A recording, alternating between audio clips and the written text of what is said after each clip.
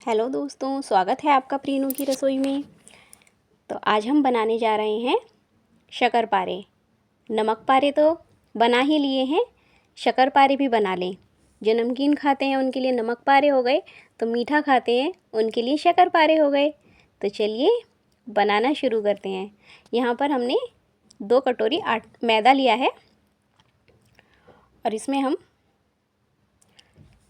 4 से 5 चम्मच देसी घी की डालेंगे मोमन के लिए।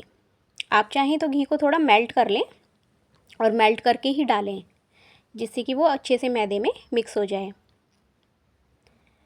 अब यहाँ पर हम अच्छे से इसको मैदे में मिक्स कर लेंगे घी को,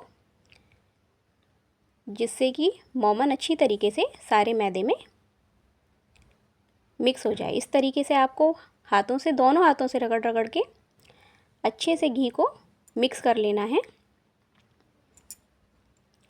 यहीं पर जब हम देखेंगे कि हमारे मैदे की मुट्ठी बन रही है या अच्छे से वो बाइंड हो रहा है, तो इसका मतलब है कि अच्छे से हमारा मोमन मिक्स हो चुका है।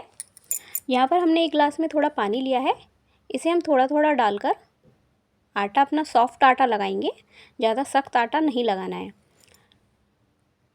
तो यहाँ पर हमने सॉफ्ट आटा लगाकर तैयार कर लिया है। इसको हमें कम से कम 10 मिनट तक इसी तरीके से मसलना है, जिससे कि ये और थोड़ा सॉफ्ट हो जाए।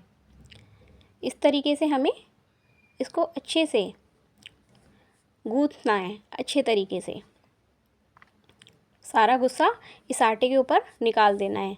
तो इस तरीके से आपको इसको 5-7 मिनट या 10 मिनट तो गूँथना है।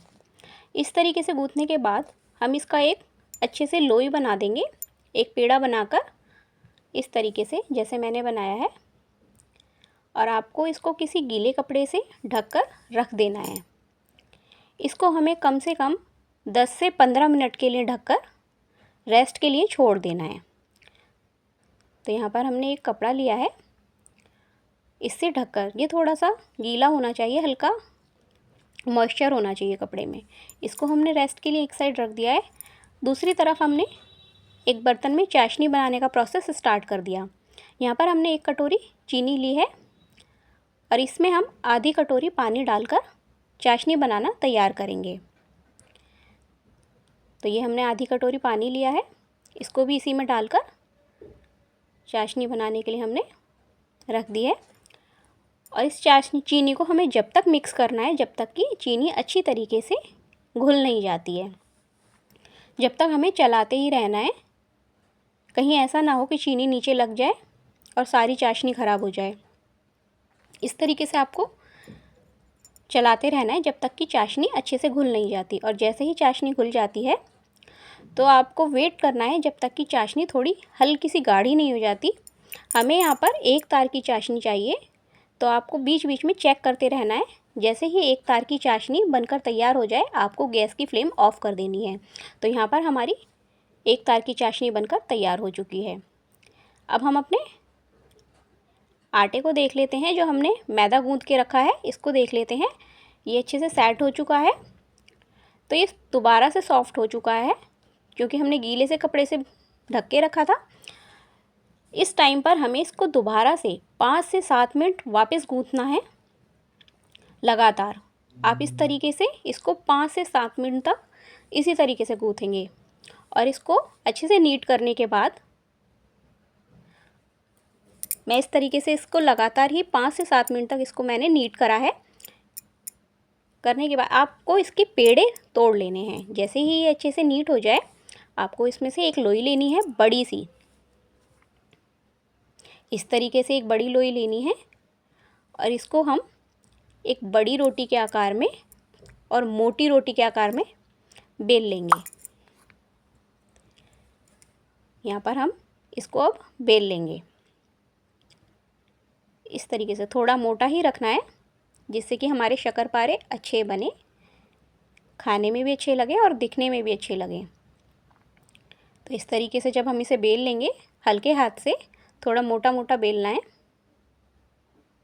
बेलने के बाद इसको आपने जिस भी शेप में काटना चाहते हैं आप उस शेप में काट सकते हैं। आपके पास ऐसा पिज़्ज़ा कटर हो तो ठीक है, अदरवाइज़ आप चाकू से भी कट कर सकते हैं। तो इस तरीके से आपने जो आपकी शेप आप देना चाहते हो वो आप दे सकते हैं। मैं यहाँ पर शक्करपारे जैसे नमक पारे की कटिंग करते हैं इसी तरीके से मैं यहाँ पर शक्करपारे की भी कटिंग कर रही हूँ। इस तरीके से काट कर इनको हम साइड में रख लेंगे। बहुत ही आराम से काटना है और हो सके तो हल्के साइज़ में थोड़े मोटे ही रखने हैं, जो खाने में भी थोड़े टेस्टी लगते हैं। तो मैंने इतने साइज़ में ये कट कर लिए हैं। आप चाहें तो थोड़े बड़े साइज़ में ले सकते हैं, ज़्यादा छोटे भी कर सकते हैं, जैसे आपको पसंद हो उस टाइप से आप कर सकते हैं।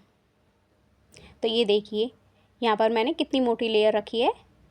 इसी तरीके से लेयर मोटी रखनी है जिससे कि शक्करपारे अच्छे लगे बनने के बाद। तो यहाँ पर हमारा तेल, पहले हमने अच्छे से तेल गरम कर लिया था।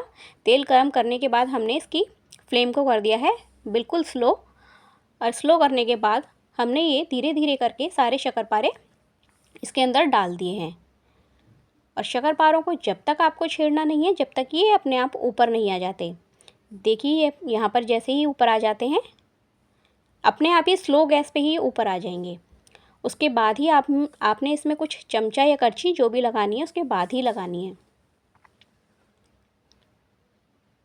तो यहाँ पर ये अच्छे से ऊपर आ चुके हैं। अब हम इनको पलट देंगे, दोनों साइड से हल्का हल्का सेक लेंगे। इस तरीके से आपको इनको पलट देना है।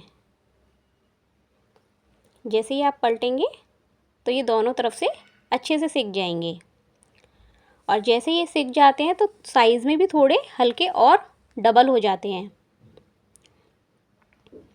ये मंदी आंच पे इसलिए सेकने होते हैं जिससे कि ये अंदर तक अच्छे से पक जाएं।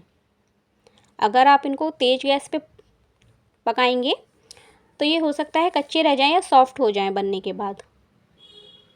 तो हमने दोनों तरफ से ही सेक लिए थे, और जैसे ही ऐसा कलर आ जाए तो आप हल्की मीडियम गैस कर सकते हैं और हल्का सा और सुनहरा कलर आने तक इनको हम निकाल लेंगे। जैसे ही इस तरीके से कलर आ जाए इनको हम निकाल लेंगे। एक प्लेट में हमने निकाल कर इन्हें साइड में रख लिया है। अब यहाँ पर हमने अपनी चाशनी को देखना है। चाशनी ठंडी हो चुकी थी तो हम इसको दोबारा से थोड़ा गर्म कर लेंगे। वापस से चेक कर लेंगे कि चाशनी एक तार में है या नहीं। ये देखिए चाशनी परफेक्ट बनी हुई है। जैसे ही चाशनी में थोड़ा सा उबाल आ जाता है यहाँ पर हम सारे शक्करपारे धीरे धीरे करके इस चाशनी के अंदर ऐड कर देंगे।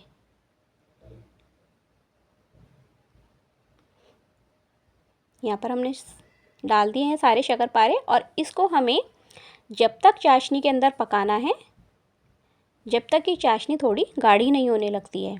तो इस तरीके से हमें 2 मिनट के लिए, बस 2 मिनट के लिए इसको हाई फ्लेम पे हमें इसी तरीके से पकाना है, और अच्छे से ऊपर से नीचे इसको शक्करपारों को मिक्स करना है। इस तरीके से आप ये ना सोचें कि ये टूट जाएंगे, आराम से इनको नीचे से ऊपर की तरफ मिक्स करते जाना है। और जैसे ही आपकी चाशनी धीरे धीरे गाढ़ी होने लगे तो गैस की फ्लेम को हमें कर देना है ऑफ़। ऑफ़ करने के बाद आपको अच्छे से मिक्स करके चाशनी में सारे शक्करपारे एक प्लेट के अंदर निकाल लेने हैं, और ठंडा होने के लिए थोड़ी देर शक्करपारों को छोड़ देना है। ये देखिए इस स्टेज पे अच्छी सी सारी कोटिंग हो चुकी है शुगर की शक्करपारों पे, और बहुत परफेक्ट बने हैं। एक बार खाओगे तो रुकने का नाम ही नहीं लोगे। तो ज़रूर एक बार टेस्ट करके देखिएगा। और ये देखिए हमारे शक्करपारे बनकर बिल्कुल परफेक्ट तरीके से तैयार हैं। तो आप ज़रूर एक बार ट्राई करिएगा शक्करपारे इस तरीके से बनाकर, और मेरे चैनल को लाइक एंड सब्सक्राइब करिएगा। और इस तरीके से एक बर्नी के अंदर स्टोर करके आप काफ़ी लंबे समय तक इसे रख सकते हैं। Thank you.